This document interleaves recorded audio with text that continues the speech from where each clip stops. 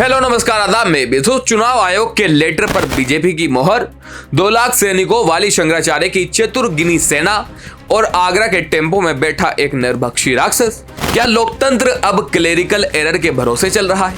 और जयपुर के उस ऑटो ड्राइवर को क्या कहें जिसने विदेशी मेहमान को हिंदी के नाम पर गालियां सिखा दी। दोस्तों, आज की अब तक की 8 बड़ी खबरों में देखिए सिस्टम का वो चेहरा जिसे देखकर आप कहेंगे भाई पानी पिला दो, बस आखिर तक वीडियो देखिएगा।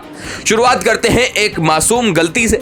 केरल में चुनाव आयोग का एक सरकारी लेटर वायरल हुआ जिस पर बीजेपी की मोहर लगी थी। सीपीआईएम ने मजे लेते हुए पूछा, क्या अब बीजेपी और चुनाव आयोग के डेस्क एक ही हो गए हैं?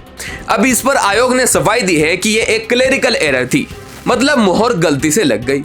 गजब है, जिस आयोग को निष्पक्ष होना था उसके पास बीजेपी की मोहर पहले से रेडी रखी थी, वो वहां पर कर क्या रही थी?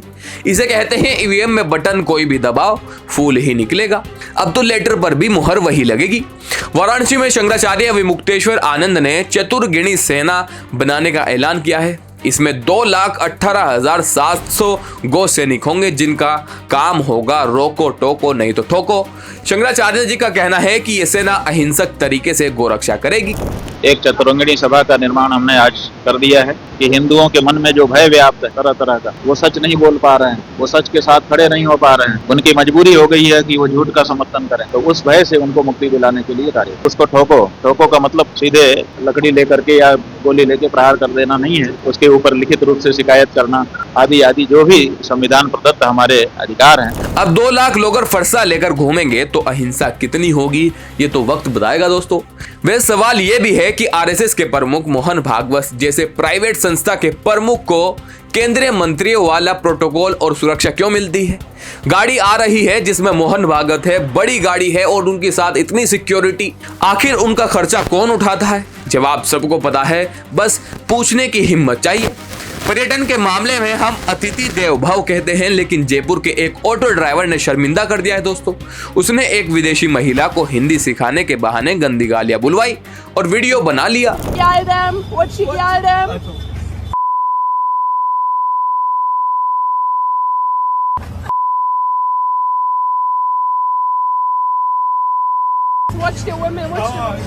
अब पुलिस ने उसे धर लिया, बढ़िया अरेस्ट हो गया है, ठुकाई चल रही है। वहीं आगरा में तो हद हो गई दोस्तों। शमशुद्दीन नाम के एक टेम्पो ड्राइवर ने कक्षा 6 की छात्रा के साथ छेड़छाड़ की और विरोध करने पर उसे चलते टेम्पो से फेंक दिया। इन राक्षसों की वजह से बेटियां घर से निकलने में डरती है। शुक्र है कि ये दोनों अब सलाखों के पीछे चक्की पीस रहे हैं। महंगाई का ये आलम है कि देवरिया में यूपी में समाजवादी पार्टी के कार्यकर्ताओं ने थाली बजाकर प्रदर्शन किया। उनका कहना है कि जिस थाली से कभी कोरोना भगाया था, आज उसी थाली से महंगाई को डराना पड़ रहा है, क्योंकि पेट्रोल और सिलेंडर के दाम आसमान छू रहे हैं। ये प्रदर्शन पीएम मोदी के संसद के बयान के बाद आ रहा है, जहां पर पीएम मोदी ने कहा था कि हमें कोरोना जैसी तैयारी करनी होगी इस महंगाई के दौर से लड़ने के लिए। लेकिन इन सब के बीच गाजियाबाद के कृष्णा चाट भंडार वाले भैया आलू की कुटाई करके जबरदस्त टिक्की बना रहे हैं। भाई साहब, महंगाई चाहे कितनी बढ़ जाए, दिल्ली एनसीआर वालों का टिक्की से प्यार कम नहीं होगा। राजस्थान के अलवर में एक हिंदू मंदिर में तोड़फोड़ की खबर आई है।